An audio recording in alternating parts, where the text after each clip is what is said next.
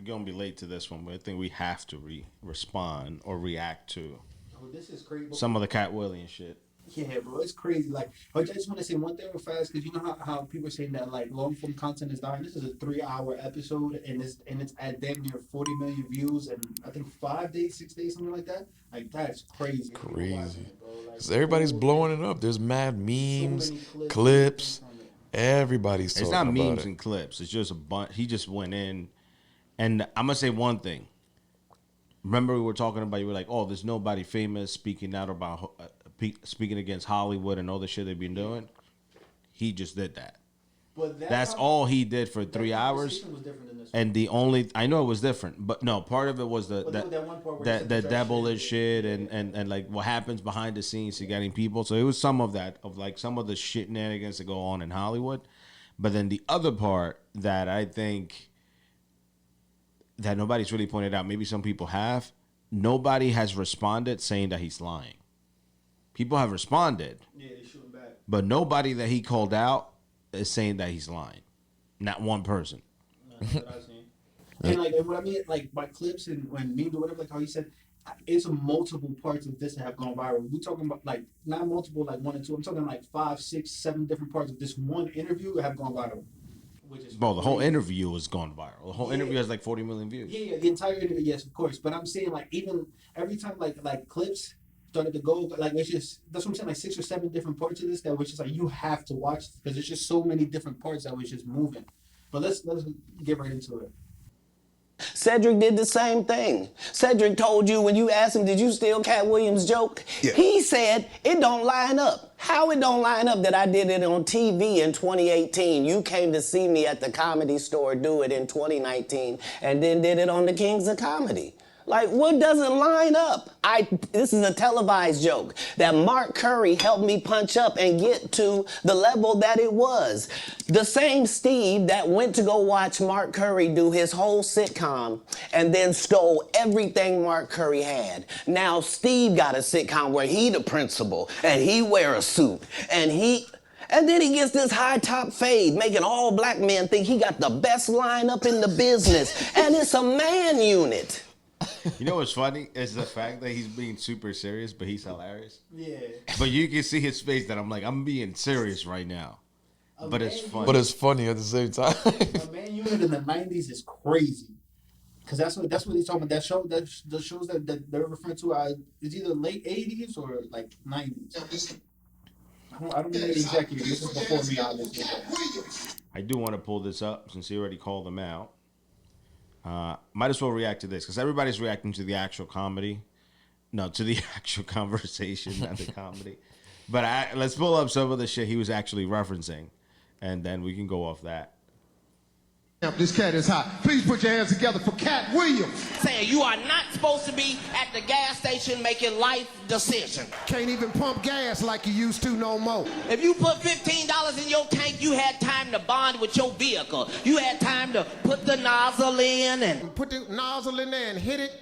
Set the clicker and look through your car and clean off the dashboard. And be sitting there talking, be on your phone. Hey, what's happening? Be walking around, cleaning the windshield. Run in the store and get some Pringles and a Snapper, and it'll still be pumping. Okay, you go in there, bring me a wine cooler. Bring me a cooler, dog. Not no more. You can't even turn around good for that son of a bitch click. As soon as you put it in, just click, click. Get in there and start it up, and you can't believe that damn needle is a quarter tank of gas. Man. He remixed his joke that he brought him out to, but like that's some savagery, bro. Dang. Because he did change a lot of things on it. Nah, that's exactly what he did. He remixed it. He didn't plagiarize per se. He put it in his own words. Is what he did. Nah, he straight up took it and stole it. That shit is. Oh, well, you plagiarize, you do it word for word, but it don't matter. I'm gonna call it out because what we want to say is if this was happening in music right now, and if somebody had done this with a song, everybody will be up in arms. Everybody will call it out. Up in arms, they be in court. That's what I mean. Like you'll be in court. Everybody will be calling them out on it. Like it'll be that obvious. No, people usually don't get called out because they do that shit super regularly. No, I know, but you do get called out in court, and some people call them out in public. Like the shit with music is that it doesn't happen as often because you know there's repercussions to it. It's not the same repercussions with comedy. It does happen. It does happen often in music.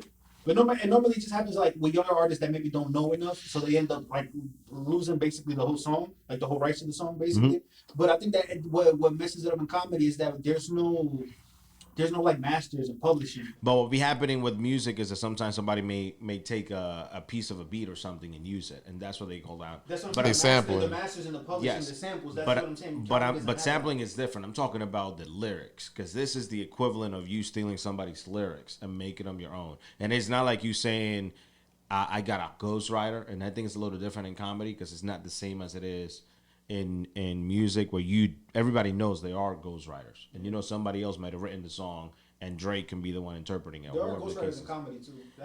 That does happen in comedy, but not for these guys back then when they were saying they were the ones doing it. Like I get it, if it would have been Steve Harvey now, well, you know he has a bunch of writers that might have went back and written this stuff for the show, and he said it in the show. Yeah. I'm like, you can probably put that on him, but like at that stage of the career where comedy wasn't as huge as it is right now, like you took it. Yeah, definitely.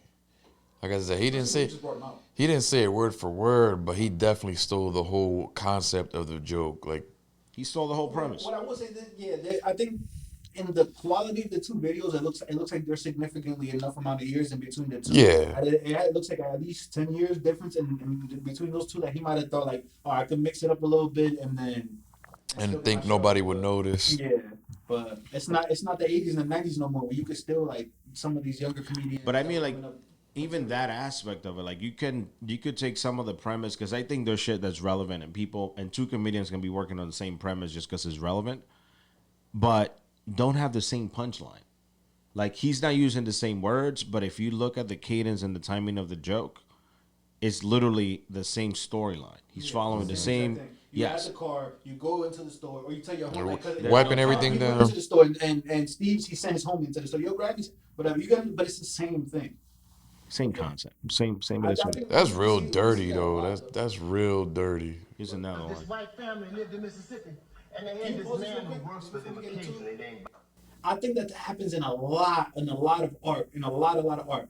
Do you guys think that it's worse in comedy as opposed to different arts? And when I say arts, it's movies, music, fashion, et cetera, et cetera. I think it's just bad, period. Like, I don't think you should really copy one's creative work, especially down to the T, like how this guy did. You should really create your own. I mean, that's the whole point of art, right? It's to be creative. To create something original, to create something that, nobody I don't know. has. Some can make the argument that there's nothing original, that we're all just recreating something that's already been made, especially as creatives. So I don't think there's that element, but I think it's when you do it so closely similar. Yeah. It's kind of like you're not even putting effort to trying to make it your own. Like we're not the first ones with this setup, but we took the base and we adding our own sauce to it, our own recipe, even though it might have like a base of correct of the food. Yeah, exactly. And I think that happens on any kind of art form. But I will be honest. To me, I think in comedy, I know that it's very, very, very hard. Period. In art and like in any form of art, to create something that nobody else has done ever, it's very hard to do. So I've been trying to do this shit for 5 years. It's very hard to do, but I think in comedy, it's like it might be the nastiest. And I think fashion follows. You know what it is. The thing about comedy that's interesting is the dynamic of how you create a joke and how you get to the end result. Is like you literally need to do it in front of people, so people need to see you work through it, being bad, working, not working, as you tweak it, as you make it good, and you're doing it in a place where there's other comedians watching.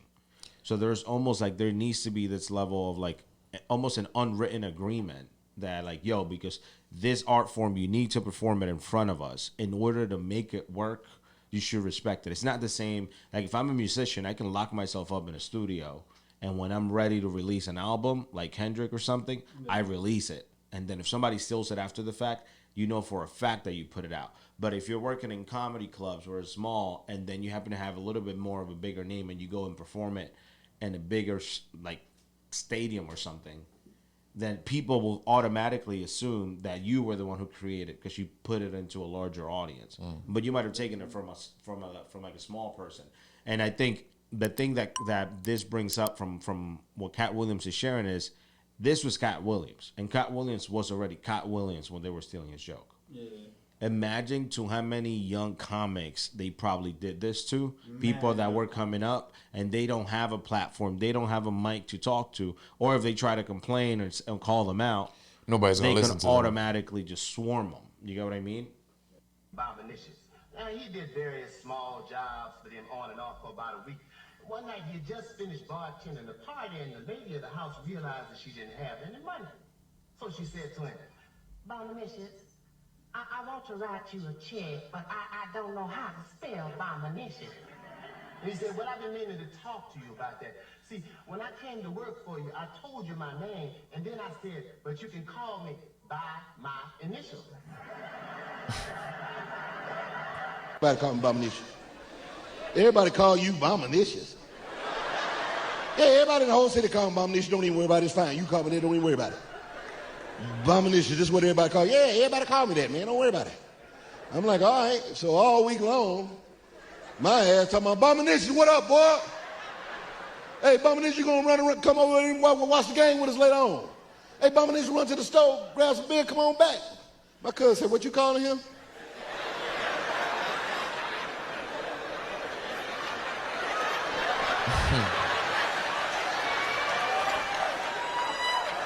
Bombinicious. He said, everybody call him Bombinicious. It's all right for me to call him that. Like, nah, man, his name's CJ. He's saying you could call me by my initials. That's what he's saying. See, now that's word for word. That literally was basically word for word. He just switched the cousin or whatever. But I will say this. It's a bad comparison of Cedric on the stage doing stand-up and this show from '87. But Cedric performed that. He's the entertainer for a reason. That he performed that joke. I will say that. Like the pauses, he performed the joke well, but it's nasty because it's ghostwritten. But without the ghost, like not even ghost. It's not even ghostwritten. It's straight up stolen. Yeah, stolen. Let me speak properly. It's I don't know. He did the joke better though. I think that's one of them Drake jokes where it's like.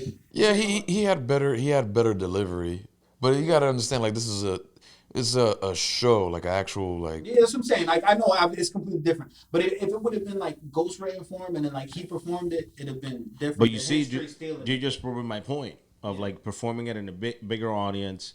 Like you would have given it to like he did it better, so you might have automatically acknowledged like, oh, this is his joke. He did this. I've never seen either one of these, but you're right. I would have thought this was Cedric's joke. The way that's what I'm saying. Like he just did it like. Just very well. Like he's been a comedian for over 30 years at that point with 2020, like over 30 years. So it's like he got to be good at performing it at least. So it made me question like who else did he steal jokes from? How many you will never know about. And who else is doing small this? Enough that maybe never even made it. They never made it past going to open mics or something, and they just took those jokes and then they quit on comedy or whatever the case is. And I think I seen a clip where they were saying that Bernie Mac was warning us about this. They took a clip, I think, from a show or something. I forgot. That was like a quick scroll, but supposedly Bernie Mac warned us about comedians stealing jokes and whatnot. Well, that's been a big deal. Like there's been a thing about comedians stealing jokes. Like it's nothing new. It's something that's been around for a while. But like this is just exposing and then exposing some of the biggest names in comedy. And I think this is one of those things where I know there's people saying, "Oh, you shouldn't be airing out the dirty laundry out into the open," but I'm like, yo, they're stealing these jokes out in the open, so you have to deal with them out in the open. And that's what you said that because you figure they came out in the 80s, 90s at that time, so at that time there isn't the internet access that exists today. So, excuse me. So when somebody when one of these people that aren't famous are making very funny jokes at the comedy cellar, at the comedy show, like at the places that were very popular at that time, and these famous people stole this shit. Whenever people from the networks and all that shit that could give the up and coming comedians plays, they would be like, "But I heard this joke from Cedric. I heard this joke from Bernie, from Steve, from whoever." At that time, the whole time it was the young up and comers joke. It wasn't the famous comedian's joke at all. but they just heard it from the famous comedian, like you said. So that was the bad part about the 80s, 90s, where like if you had a good joke and they stole your shit, you couldn't even claim that. Couldn't even claim it. Yeah. As opposed now, at least you can record. Everybody records all their sets, all their jokes, all their shit. So All I'm saying is nobody's saying they lying. So far, I'm gonna give it up to Katt Williams. The only one that sounds like he's speaking truth so far. The only one that they're saying that's people are lying is Katt, saying that they lying that he was never on drugs. That they keep trying to put that shit on him, man. He was never on that. That Katt Williams was never on drugs? Yeah. He's Katt saying that he was never on drugs? He's never on drugs other than like weed or something. Yeah. Well, I don't count that. I mean, it's kind of hard to really believe that with the way he's presented himself over the years. Fighting an 11 or 14-year-old and getting beat up on top of that. My boy got beat up. It was his height too. There's some big kids out here though. I ain't gonna lie. I mean, but Katt Williams he's small, but still, this is a 14-year-old boy, and you a grown ass man getting beat up by this kid. Like, come on now. Yeah, when you say grown man, you would think he's like over 5'2". It's some 5'2" motherfuckers that can fuck me up, but they gotta you gotta know how to fight for real. Like if you just a regular dude and you 5'2" and you catch me, I'm sick. And there's been videos I remember seeing like way back when where he's just talking gibberish, bro. Like he's saying things and he's just like, what? Like what is you on? I will say this that he said in the interview. I think he said he'd been arrested like over 10 times. I don't remember the exact number, but he doesn't have any conviction. He said 18 felonies or something like that, no conviction. Dang. So it's like, it got to be no convictions for a reason. True. But, or whether it's drugs or I don't know what, but I could definitely say he wasn't really all the way there in the head over the years. He seems like he's more sane and more grounded now, but he wasn't like that before. That don't mean you on drugs though either. No, that's what I'm saying. I don't know if it was drugs or something else. I don't know, but he definitely seems more grounded now than he was before. Like I said, what you doing fighting a 14-year-old, bro? Like what?